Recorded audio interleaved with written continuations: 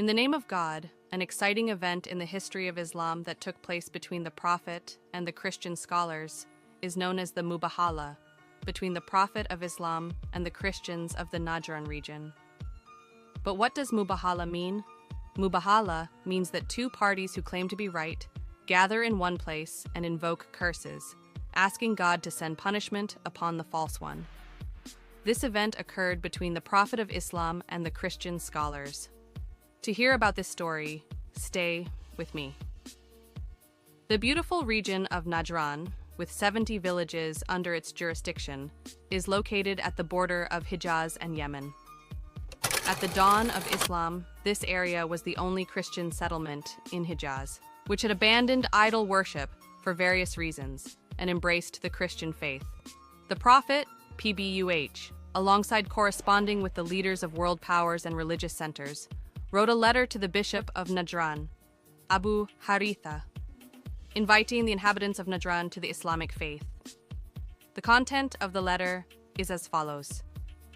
In the name of the God of Abraham, Isaac, and Jacob, from Muhammad, the Prophet and Messenger of God, to the Bishop of Najran.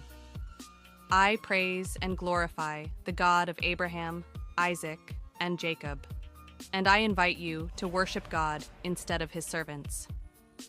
I invite you to leave the servitude of the servants of God and enter into the servitude of God. If you do not accept my invitation, you will have to pay taxes and tribute to the Islamic government. Otherwise, a warning will be issued to you. The representatives of the Prophet entered Najran and delivered the letter of the Prophet, peace be upon him, to the Bishop of Najran. He read the letter carefully and formed a council composed of prominent religious and non-religious figures to make a decision regarding it. One of the individuals consulted was Sharjil, who was known for his wisdom, insight, and competence. He said, "We have repeatedly heard from our religious leaders that one day the position of prophethood will be transferred from the descendants of Isaac to the children of Ishmael, and it is not unlikely that Muhammad, who is a descendant of Ishmael, is the promised prophet." After Sharjil's remarks, the council decided that a group should go as a delegation from Najran to Medina to meet with Muhammad, PBUH, in person and examine the evidence of his prophethood. Thus, 60 of the most knowledgeable people from Najran were selected, among whom 3 religious leaders were at the forefront. 1. Abu Haritha bin Alqama, the Archbishop of Najran, who was the official representative of the churches of Rome and Hijaz. 2nd, Abd al-Masih, the head of the delegation, who was known for his intelligence and competence. 3rd, Iham, who was an elderly individual and a respected figure among the people of Najran. Medina was seeing such unfamiliar guests for the first time. A caravan consisting of 60 unfamiliar guests, dressed in long black garments, wearing crosses around their necks, adorned with jeweled hats, and with gold chains around their waists, had various types of gold and jewelry attached to their clothing. When these 60 individuals entered the mosque to meet the Prophet, everyone looked at them with astonishment and surprise. However, the Prophet passed by them indifferently and exited the mosque. Both the delegation of guests and the Muslims were filled with wonder and amazement at this behavior of the Prophet. The Muslims had never seen their kind Prophet disregard guests in such a manner. Therefore, when the head of the Christian delegation asked the reason for the Prophet's indifference, none of the Muslims could find an answer. The only way that seemed plausible was to ask Imam Ali about the reason for this behavior, as he was the closest person to the Prophet and the most knowledgeable about his religion, conduct, and traditions. As always, the problem was resolved by Ali. His response was, "The Prophet has no affinity for luxury and ostentation. If you wish to be received and welcomed by the Prophet, you must set aside these gold and jewels and come to him in a simple manner."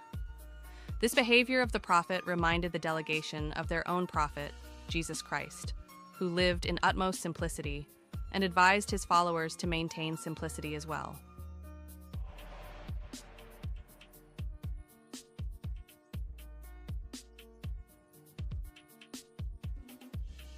They felt ashamed to see how far they had strayed from the behavior and conduct of their prophet.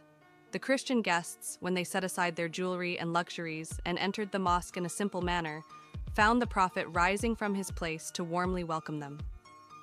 The 60 Christian scholars sat around the prophet, and he greeted each of them. Among these 60 individuals, who were all elders and prominent figures of Najran's Christians, were Abu Haritha, the Archbishop of Najran, and Sharji. It was evident that the leadership of the delegation was in the hands of Abu Haritha. He glanced at Sharjil and his companions and began to speak with the prophet. "Not long ago, we received a letter from you, and we have come to hear your words in person." The prophet said, "What I have asked of you is the acceptance of Islam and the worship of the one God." To introduce Islam, he recited verses from the Quran for them. The Archbishop responded, "If, by accepting Islam, you mean faith in God, we have already believed in God and follow His commandments." The Prophet replied, "Acceptance of Islam has signs that are not compatible with what you believe, and tansh.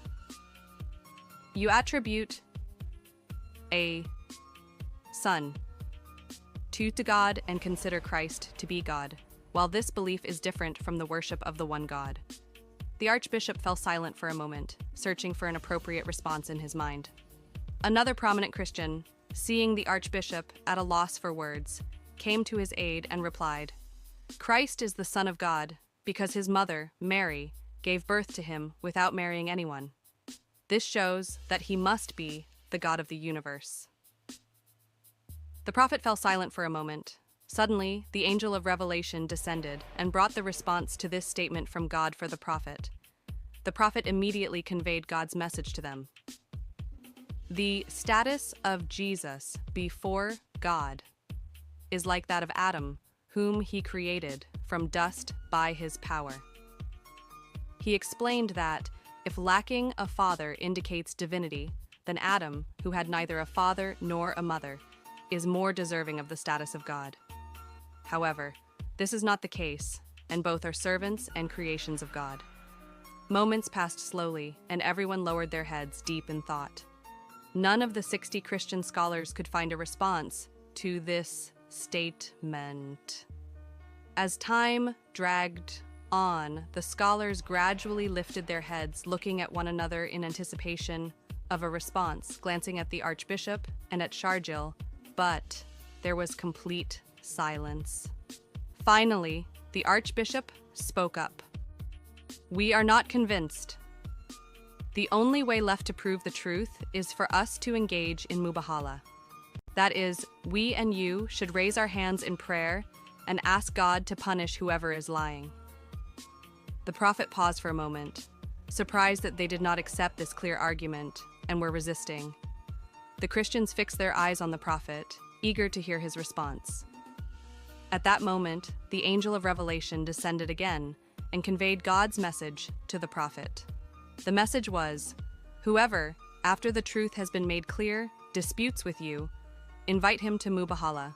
Say, 'Come, let us bring our children, and you bring your children, and let us bring our women, and you bring your women, and let us bring our souls, and you bring your souls.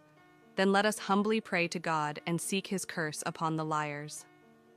After conveying God's message to them, the prophet announced that he was ready for Mubahala. The Christian scholars looked at one another, and it was evident that some of them were not satisfied with the Archbishop's proposal, but it seemed there was no alternative. The Archbishop climbed onto a stone, gestured for everyone to be quiet, and, with his chin and the white hairs of his beard trembling from agitation, said, "I believe that Mubahala is not advisable. These 5 radiant faces that I see, if they raise their hands in prayer, could uproot mountains.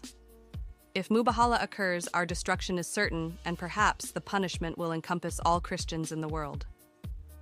The Archbishop descended from the stone and, with trembling hands and legs, approached the prophet. The others followed him. Before the prophet, the Archbishop bowed his head in humility and said, "Please exempt us from Mubahala. We will accept any conditions you have."